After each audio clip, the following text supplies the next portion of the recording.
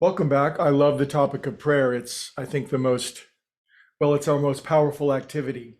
It's, this sounds strange to some people who think that the most powerful activity would be moving large boulders or accomplishing great physical feats. Yet prayer is the activity that we're all blessed with, that if we learn to use it, it's the thing that shapes reality the most. Now, the thing about prayer is that it seems as though the time when prayer is most important to us, when it's the most vital, lively, meaningful faculty for us, is when we want to change something. If nothing needs to be changed, we don't need to say a prayer to go to the refrigerator and get potato salad out.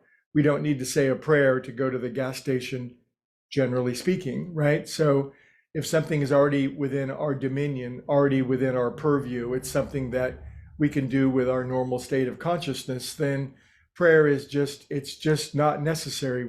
I shouldn't be sitting by my cat box for hours every day praying for God to clean the cat box. I should just go ahead and clean the cat box, right? So this faculty of change, this ability to change or influence reality in a positive or in our own favor, what could be a more powerful faculty that we would have? Now, there's a spectrum that the world holds when it comes to prayer. There are those at one end of the spectrum that would say prayer is a foolish thing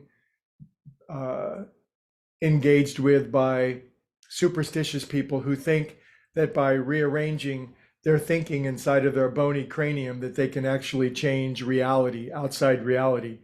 They're delusional people, and sooner or later they'll wake up from the foolish notion that there's anything called prayer that somehow influences or changes things.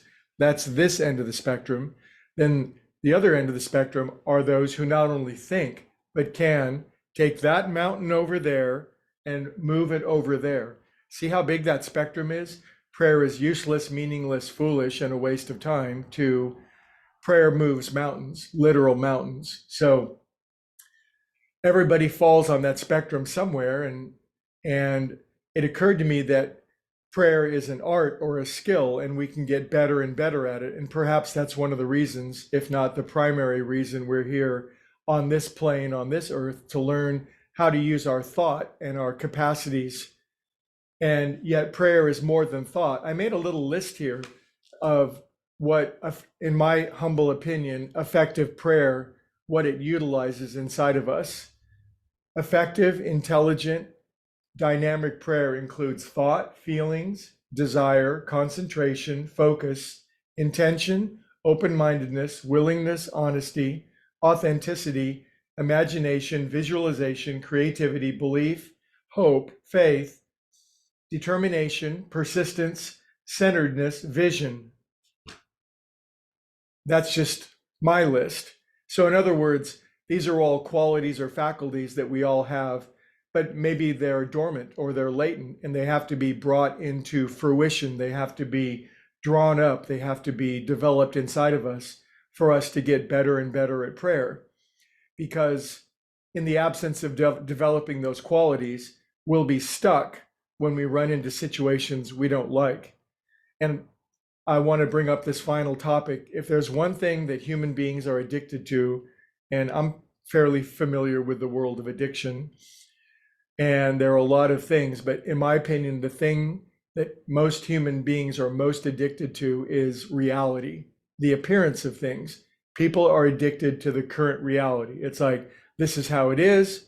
This is how it's not going anywhere. They're addicted to appearances. And one of the greatest lines to give us power in prayer, anywhere in scripture, it says, judge not appearances, judge the truth, meaning we must get over our addiction to reality. There seems to be this stoic, rational, logical, left brain way of thinking that we should just accept the way that it is what it is, and quit trying to change it, find some level of contentment or satisfaction, and it is what it is.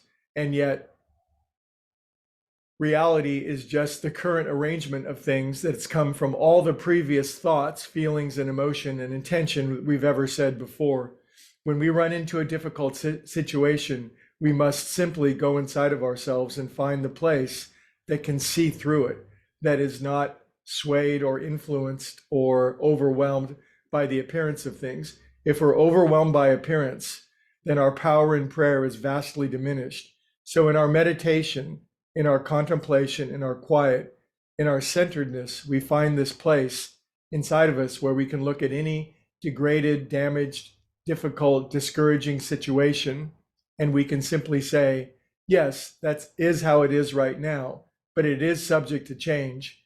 And I'm going to see to what degree I can change it with my own prayer, my own willingness to seek the highest that I know, and to use all of these qualities, put them together inside of myself, get better at prayer, and then put it to good use. And as I get better and better at prayer, I'll only get better and better at it for the good of myself and for everyone involved. So let's all find greater power in prayer, let go of some of our addiction to the way things are, and see how they might be. I'll see you tomorrow.